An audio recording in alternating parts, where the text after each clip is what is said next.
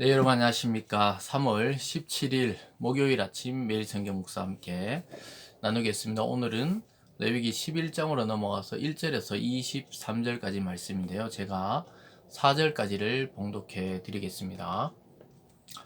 여호와께서 모세와 아론에게 말씀하여 이르시되 이스라엘 자손에게 말하여 이르라.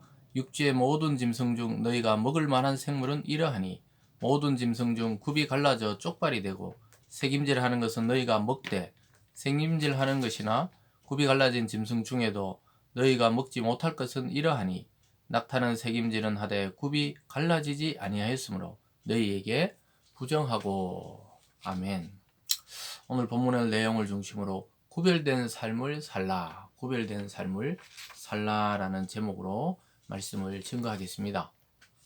이제 어제까지는 5대 제사와 또 아론의 제사장 임명식과 또 그리고 첫 제사를 아름답게 드렸는데 그 다음에 이어진 사건에서 나답과 아비후가 다른 불을 하나님 앞에 드리면서 그대로 불이 나와 그들을 심판하고 삼키는 그 사건을 통해 큰 슬픔과 또 충격과 또 하나님의 경고를 듣게 되고 그것이 영원한 그 이스라엘 자손, 특별히 아론의 자손의 그 경고가 되면서 제사장의 역할이 어떠해야 되며 또 하나님께 제사 드리러 나갈 때 우리의 어떠함보다 또 우리가 멋지고 아름다운 것보다 더 중요한 것은 하나님의 그 규례, 말씀을 따라 행하는 것이 중요하다. 이렇게 되어 있었습니다.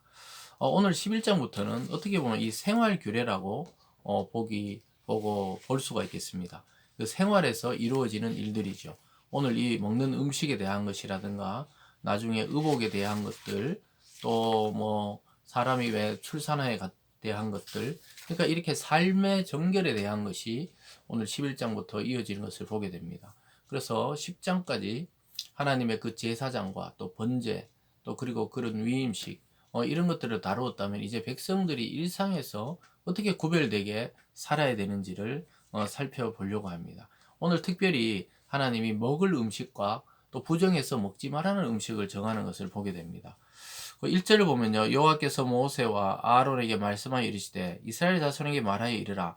육지의 모든 짐승 중 너희가 먹을 만한 생물은 이러하니 모든 짐승 중 굽이 갈라져 쪽발이 되고 새김질하는 것은 너희가 먹되 새김질하는 것이나 굽이 갈라진 짐승 중에도 너희가 먹지 못할 것은 이러하니 뭐 이런 식으로 해서 이스라엘 백성이 먹을 수 있는 그 짐승 그러니까 가축이든지 뭐 들짐승이든지 먹을 수 있는 것과 또 먹지 못해서 먹지 못할 것들을 구분하고 있습니다.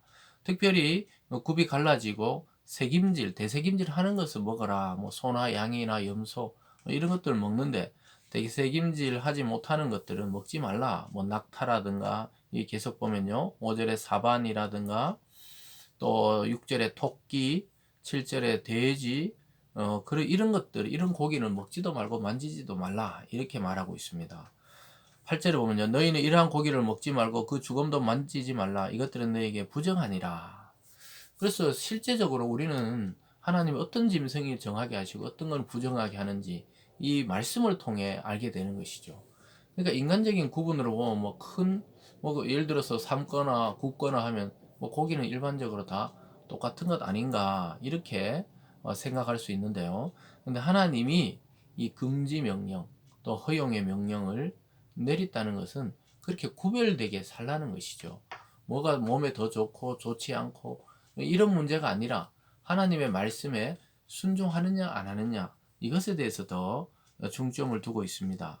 두 번째로 보면은 물 속에 사는 고기도 마찬가지입니다. 9절에 보면 물에 있는 모든 것 중에 너희가 먹을 만한 것은 이것이니 강과 바다와 다른 물에 있는 모든 것 중에 지느러미와 비늘이 있는 것은 너희가 먹되 물에서 움직이는 모든 것과 물에 사는 모든 것 곧 강과 바다에 있는 것으로 지느러미와 비늘이 없는 모든 것은 너에게 가정한 것이니라 이렇게 말씀합니다.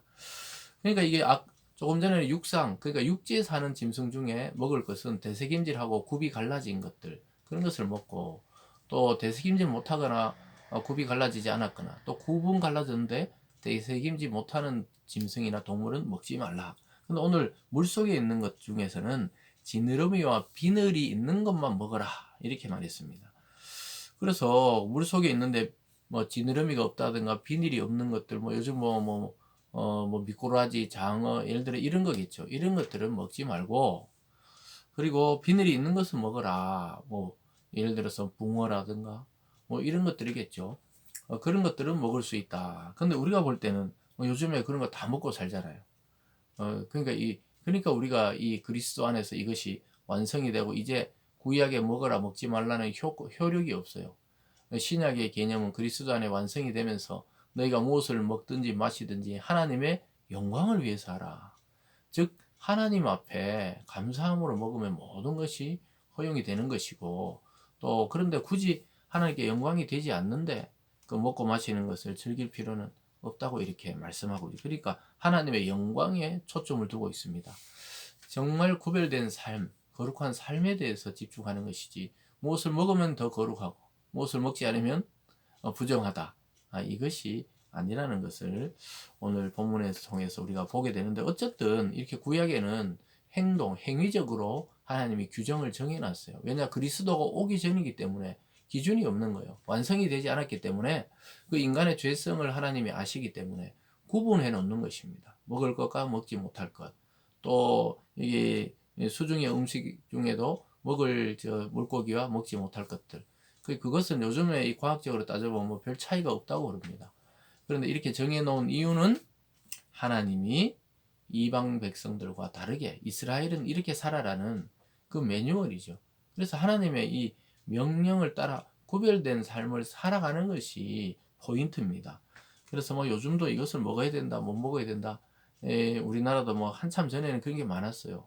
뭐 추어탕을 못 먹는다, 돼지고기를 먹지 말라, 뭐 이런 그런 경우도 많았었는데요.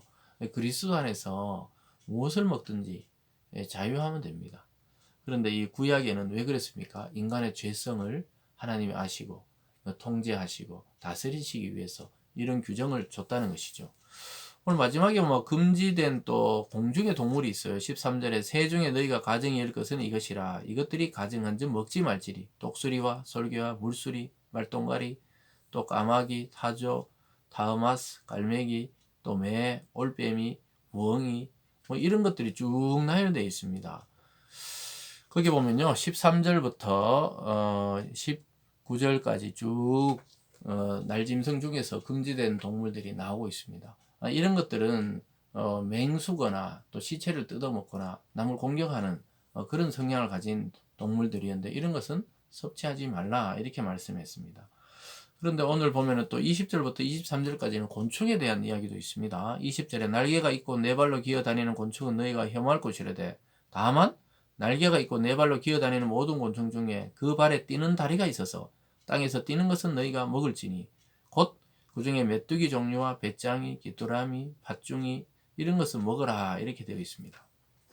즉 날개가 있고 기어다니는 곤충은 혐오해야 되지만 그 중에서도 뒷다리로 이렇게 뛰는 것들이 있죠. 주로 우리나라에서 보면 메뚜기 같은 그런 것들을 먹을 수 있도록 허용해 줬습니다.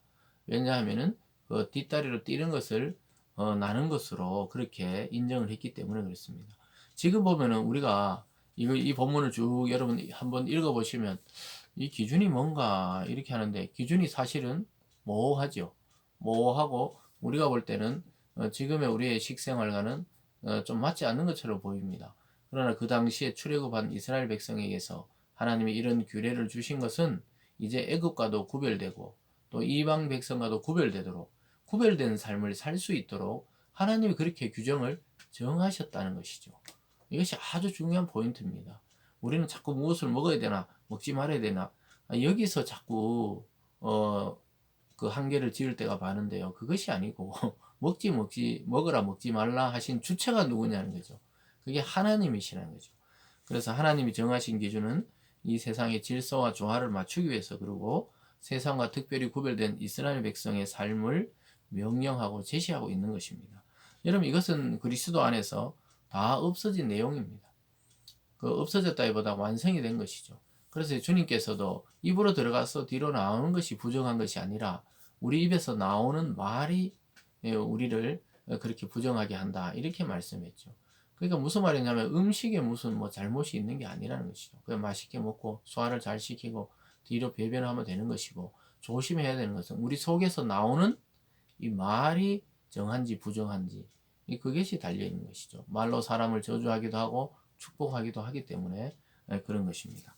사랑하는 여러분, 오늘 앞으로 살펴볼 생활 규례에 대해서 오늘부터 살펴볼 때 여러분이 꼭 기억해야 되는 것은 우리의 삶의 초점이 하나님의 영광을 위해서 살아가는지 아니면 내 유익을 위해서 무엇을 먹고 마시는지를 생각해 봐야 하는 것입니다. 그래서 먹고 마시는 문제만이 아니라 삶에 우리가 하나님의 말씀의 그 규정을 가지고 잘 구별되어 살아갈 때 그것이 곧 하나님께 영광이 되고 그리스도의 향기 나는 삶이 된다는 사실을 기억하시면서 오늘 하루도 구별된 삶을 통해 주님을 높여드리고 또 우리 자신도 평안을 누리시기를 주님의 이름으로 축원드립니다. 기도하겠습니다. 사랑의 하나님 아버지, 출애굽한 이스라엘 백성에게 이제 제사법에 이어서 삶의 정결에 대해서 말씀하고 특별히 오늘 처음 정결 그 말씀 중에 음식에 대한 이야기를 하고 있습니다. 그 당시에 이방인들과 이스라엘을 구별하기 위해서 하나님은 먹을 음식과 먹지 못할 음식으로 구별해서 그들의 거룩성을 유지하도록 만들어 주셨습니다. 하나님 그리스도 안에 우리도 이 세상에서 무엇을 하든지 하나님의 영광과 또 그리스도의 그 향기를 생각하며 살아가는 우리들 되게 도와 주시옵소서.